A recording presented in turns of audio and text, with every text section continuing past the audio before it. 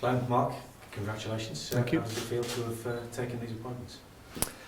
Well, obviously we're both delighted. I speak for Chill there, but we've played here for a long time. We've been at the club for a long time, so it's a fantastic opportunity for us. Massive jobs, something we're really excited about, and we can't wait to get going. Mark?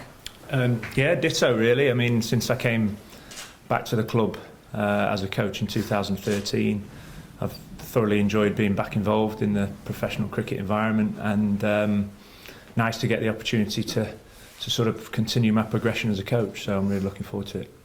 I guess between you there's probably nobody that knows the recent history of this club better than you two. Hopefully, yes. Over the last few years we've had external influences. We've had some great coaches come in. I think between the pair of us we've worked with a lot of international coaches over the years. Also got a lot of experience of this club, how it operates, the members and supporters and what they want us to achieve. So we're aware of all that, and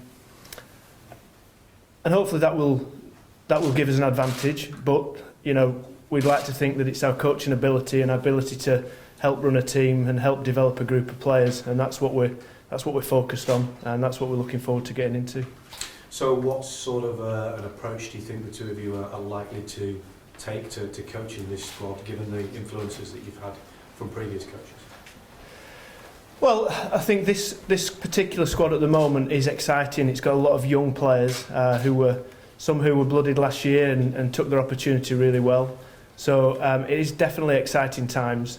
But we are a young squad, and we have to understand that it's going to develop. So I think where we will come from is that is the opportunity for us. We want to build a team that's aggressive and ambitious, plays for each other, all the qualities you want to see out of a team. I think the squad needs a little bit of experience to go with it. We've lost a lot of players over recent years, both through retirement, injury, players deciding not to come back from abroad. So we've got some areas we need to develop, but fundamentally to work with a lot of young players of the quality and potential that we have here, that's a real strength for the future. And Mark, presumably that commitment remains to bring through like young players from the academy and nurture them into the first team. Yeah, absolutely. I mean, primarily I see my role as a support to Glen in his position as head coach. So it's really important that Glen imparts his beliefs and his philosophy to some degree on the squad, and my job is there to support and assist with that. Obviously, with the role I've been in over the last couple of years, it's focused on development, trying to bring those guys through from the academy and get the second team players ready and up to speed for first class cricket. So I still see that as a really important part of my role. I guess the nature of the promotion will mean I may spend a little bit more time with first team, but it's still a responsibility to be across the squad, continue the development that I've worked hard with certain individuals over the last couple of years to maintain a core of talented, exciting young Lancashire players through the system. Thank you. Glen, do you think it's possible to challenge in all three formats, or do you see the squad at the moment as being more geared towards one format than the other? Well, no, over the coming months we'll certainly be trying to balance the squad and give us a good chance to compete in all three, certainly. I think when you get into the season there are challenges that come, but we want to go into the season with an equal chance in all three competitions. There's always different emphasis. You're constantly looking at developing a team, helping a team develop, but it's results driven as well. So when the season starts, we'll focus on that. So come the season, we'll be focused on all three competitions. To actually say you can win three is a bold statement, but we're not focusing on one dramatically over the others. It's always been quite a demanding membership here at Old Trafford. Do you have a message for them, perhaps one of patience over the next 3 years, if that's possible, to ask them to be patient? Well, all coaches want that. That's an easy thing to ask for because a young squad will take time to develop. But I don't want to say that as a priority. No, because the members want more than that. The supporters want more than that. So we appreciate that and we understand that. So there'll be no there's always a long-term plan, obviously, and we would like to be given that chance, but certainly we don't want to go into any season without being committed to trying to win something, and we certainly will be this year.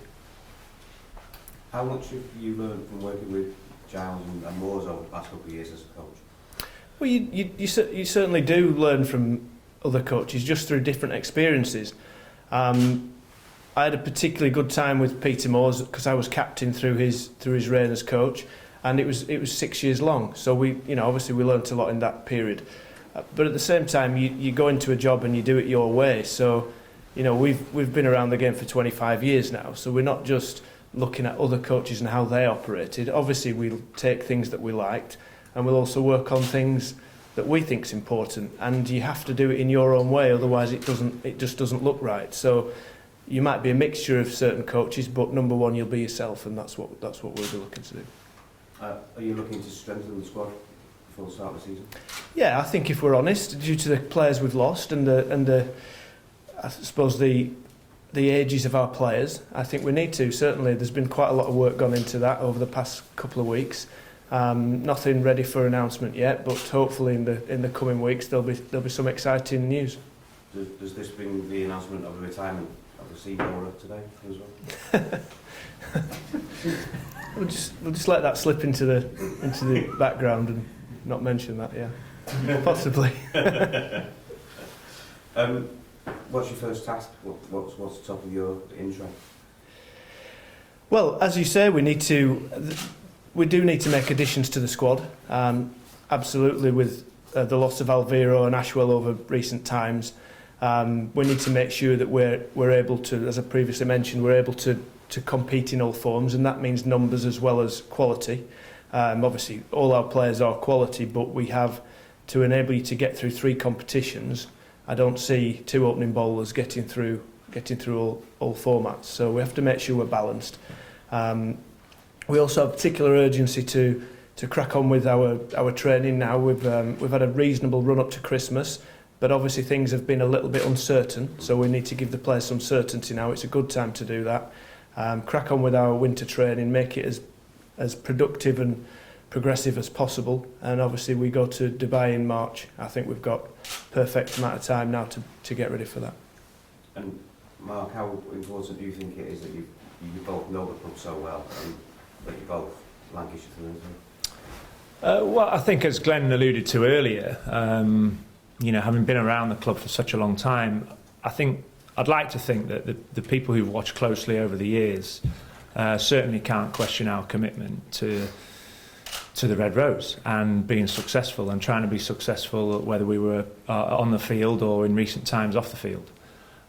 So I think, I'm safely say and guarantee that there's a huge commitment and knowledge about the club and the club wanting to do well. That's our priority. It's to improve the players and help the players get better at their individual skills to improve the team and bring more success to Lancashire. We've both experienced highs and we've both experienced lows through a long period of years, and it's great to have that opportunity now to commit in a slightly different role than we have in previous times, but I certainly don't think anyone can question our authenticity to what we want to achieve here. And just in terms of the coaching structures, is there going to be somebody else coming in because you've gone from 3 to 2? What's the plan? How's that not sorted? Well, I wouldn't say it's completely sorted, but within our actual coaching structure, we're really happy with the quality of coaches we've got. There may be some slight role changes within that, but we've got a lot of quality coaches around the club. Glen, do you feel it's the perfect time to take on this position as head coach? Yeah, absolutely.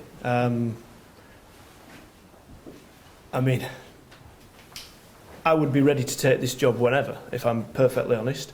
I'm still reasonably young in coaching terms, but I feel that I've got a lot of experience. Absolutely.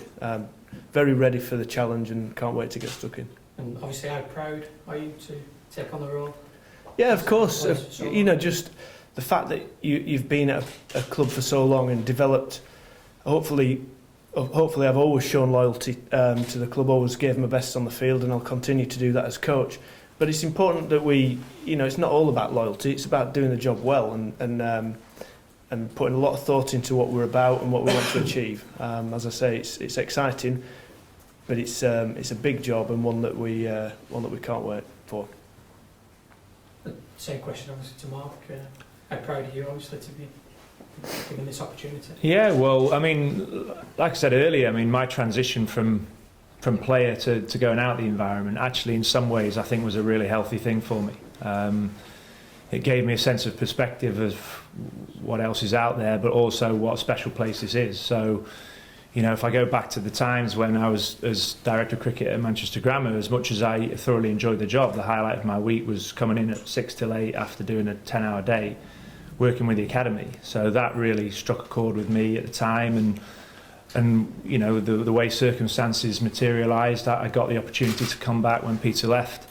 So since that time, my progression has been, I suppose, fairly seamless. I had 2 great years in the second team, which was a great experience working with those players. I still think it's an important part of my role now, but hopefully I'm going to have the opportunity to work upper level and more often with the first team, and like I said to you before, continue my coach development.